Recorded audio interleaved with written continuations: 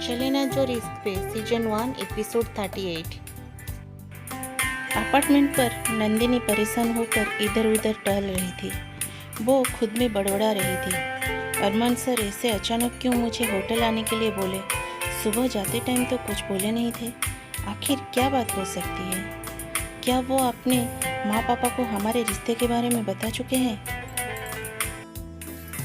अगर बता दिए तो वो सब क्या सोच रहे होंगे? क्या मुझ जैसी मिडिल क्लास लड़की को उनकी फैमिली एक्सेप्ट करेगी? बहुत सारे सवाल दिमाग में हलचल मचाए हुए थे और सारे सवालों का जवाब होटल जाकर ही मिलने वाला था। ये नंदिनी समझ चुकी थी। बैग पैक करके नंदिनी कुणाल का वेट करने लगी। अरमान के बोलने पर कुणाल वहाँ से निकलने वाला था, तभी अंजलि भागकर आई और अरमान को बोली, अरमान आंटी की तबीयत बिगड़ रही है, उन्हें हॉस्पिटल लेकर जाना होगा। अरमान और कुणाल दोनों अंजलि की बात सुनकर भागकर गए। अंजलि होटल के रिसेप्शन पर फ़ोन करके एम्बुलेंस बुला चुकी थी। जल्दी से हेमा जी को हॉस्पिटल लेकर सब पहुंचे। इमीडिएट उनकी ट्रीटमेंट स्टार्ट हो गई। अरमान परेशान होकर बाहर डॉक्टर का वेट कर रहा था। आरुषि उससे थोड़ी दूर पर खड़ी थी। अंजलि अरमान के पास आकर बोली, आंटी ठीक हो जाएंगी तो मैं अपनी मॉम डैड के साथ चली जाऊंगी। आज मैं यहाँ हूँ सिर्फ आपके मॉम के लिए, नहीं तो आपके धोखे के बाद मेरा यहाँ सांस लेना भी मुश्किल हो गया है। कुछ देर बाद डॉक्टर बाहर आए। अरमान उनके पास जाकर पूछा, डॉक्टर मॉम कैसी है आप? डॉक्टर बोले, अभी भी उनकी हालत क्रिटिकल है, वो काफ़ी सारी स्लीपिंग टैबलेट खा लिए थे। नेक्स्ट 24 आवर उनको ऑब्जर्वेशन में रखना होगा। स्लीपिंग टैबलेट के नाम सुनकर अरमान का पेट लड़खड़ा गया। कुणाल अरमान को संभाल लिया। अंजलि मन में बोली, वाह आंटी, आपने तो मेरा काम बहुत आसान कर दिया। अब अरमान सिर्फ आपका कहा मानेगा और मुझसे शादी करेगा। मुझे तो कुछ करने की ज़रूरत ही नहीं पड़ी। आरुषि थोड़ी दूर पर खड़ी होकर मन में बोली, मुझे नहीं पता था मॉम, आप मेरे कहे हुए बातों का मतलब इतनी जल्दी समझ जाओगे। कुछ देर पहले जब अरमान अपनी पत्नी के बारे में बोलकर वहाँ से आ गया, उसके बाद आरुषि अपने रूम पर जाकर बहुत ड्रिंक की। उसका प्लान था आर्यमन का एक्सीडेंट करा के वो खुदकुशी करने की नाटक करेगी और उसे बचाने के लिए अरमान के पेरेंट्स अंजलि को छोड़कर उसके साथ अरमान की शादी करवा देंगे। लेकिन अरमान किसी और को अपना वाइफ बना लिया था और ये आरुषि के बर्दाश्त के बाहर था। अरमान के वाइफ को अरमान से दूर करने का एक ही तरीका था, हेमा जी की बीमारी। लेकिन सिर्फ बीमार होने से कुछ नहीं होना था, इसलिए आरुषि हेमा जी के लिए जूस लेकर गई और उनकी हमदर्द होने की नाटक करती हुई बोली, मॉम, मैं और आर्यमन आपकी और डैड की बहुत रिस्पेक्ट करते हैं। अगर आप परमिशन नहीं देते तो आर्यमन मुझे कभी नहीं अपनाते। अरमान भी वैसा ही है, वो भी आपका और डैडी जी का बहुत रिस्पेक्ट करता है। शायद वो लड़की मल्होत्रा के पैसों के लिए अरमान से शादी की है। ऐसी लड़कियां बहुत खतरनाक होते हैं, एक बार घर में घुस जाए तो दीमक की तरह पूरे घर को खोखले बना देते हैं। टेबल पर रखे दवाई में से स्लीपिंग टैबलेट को हाथ में ली, जो कभी कभी राजीव जी लेकर सोते हैं, और बोली, मन तो कर रहा है अरमान को रोकने के लिए और अपनी फैमिली की इज्जत बचाने के लिए इसकी सारी गोलियां खा लूं, लेकिन मैं जानती हूँ मेरे रहने ना रहने से अरमान को ज़्यादा फर्क नहीं पड़ेगा, इसलिए मेरी ये कदम उठाना भी बेवकूफ़ी होगी। आई एम सॉरी मॉम, मैं हमारी फैमिली को उस चालबाज लड़की से बचाने के लिए कुछ नहीं कर पा रही हूँ।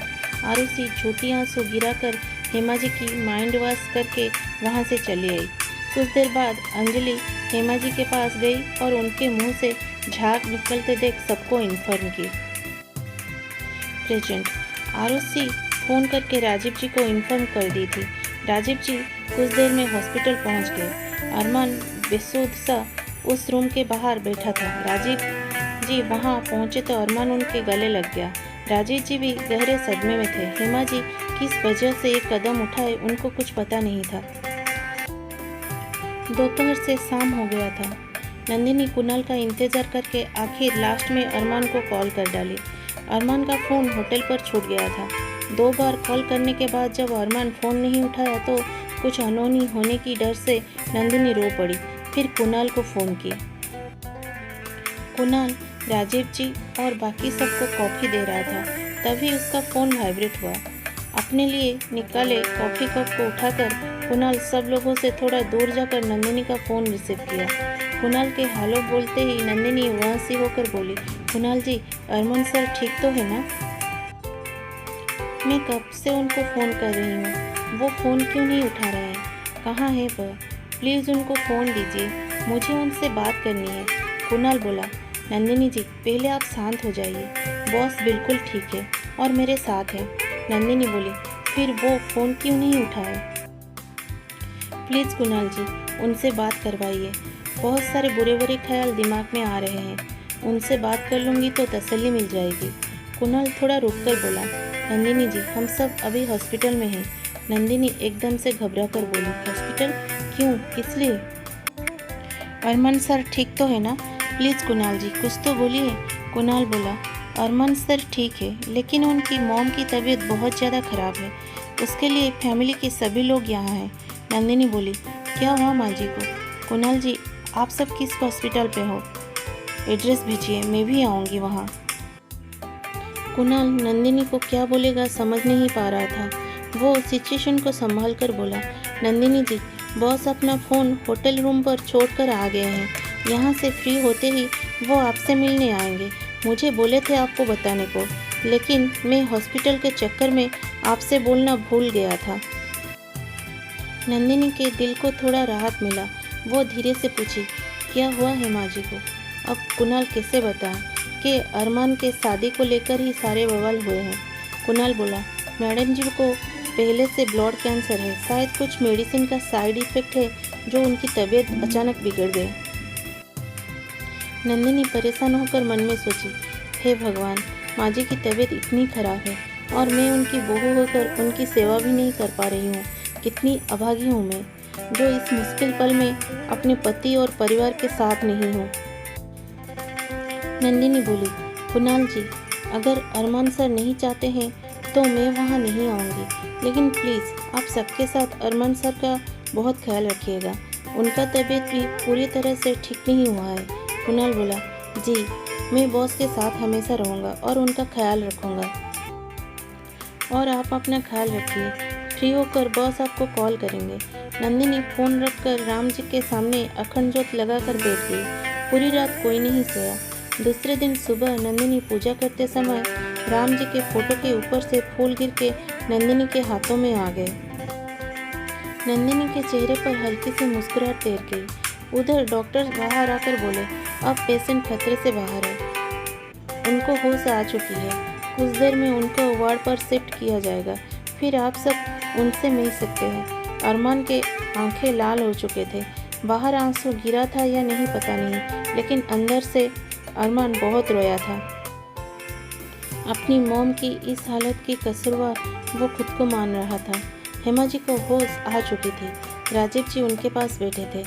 उनके मन में कई सारे सवाल थे, लेकिन वो कुछ पूछ नहीं पा रहे थे। आरुषि देखी, कोई कुछ बोल नहीं रहा है, इसलिए वो पहल करते हुए थोड़ी रोने वाली एक्टिंग के साथ बोली, मॉम आप एक कदम क्यों उठाए?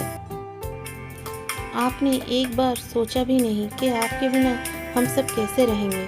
जो गलती अरमान किए उसके लिए आप खुद को क्यों सजा दे रही थी? वो तो गॉड का लाख लाख शुक्रिया, उन्होंने आपको पहले के जैसे सही सलामत वापस भेज दिए। नंदिनी कुणाल को फ़ोन की। कुणाल जो अरमान के साथ खड़ा आरुषि की बात सुन रहा था, वो धीरे से अरमान के कान में कहा, बॉस नंदिनी जी फ़ोन कर रही हैं। अरमान उसे इशारे से फ़ोन उठाने को बोला और आरुषि का एक्टिंग देखने लगा। कुणाल फ़ोन उठाया तो नंदिनी बोली, कुणाल जी माँ जी अभी कैसी हैं? कुणाल बोला, मैडम जी ठीक है, अभी उनको रूम पर शिफ्ट किया गया है, सब लोग उन्हीं के पास है। नंदिनी बोली, और अरमान सर वो कैसे हैं? अरमान कुणाल के हाथ से फ़ोन लेकर बोला, नंदिनी। अरमान की आवाज़ सुनकर नंदिनी की आंखें छलक उठी। अरमान का आंख भी नम हो गया था। नंदिनी कुछ पूछे उससे पहले अरमान बोला, तुम अपना ख्याल रखना, मैं जल्दी तुमसे मिलने आऊँगा और मैं सब ठीक कर दूँगा।